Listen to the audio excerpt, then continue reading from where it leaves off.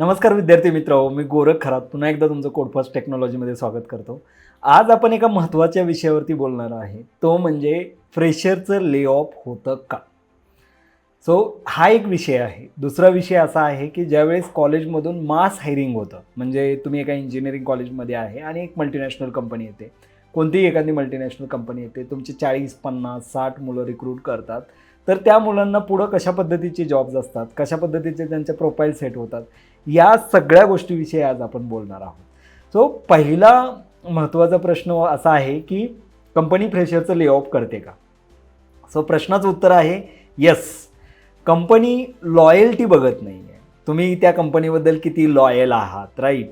तुम्ही ज्यावेळेस एखाद्या मल्टीनॅशनल कंपनीमध्ये जाता तर तुमचं मॅनेजर, तुमचा सिनियर मॅनेजर, त्यानंतर डिलिव्हरी हेड, बरेच सारे चेन राहते. त्या चेनला तुमच्याबद्दलचं काही देणं घेणं नाही.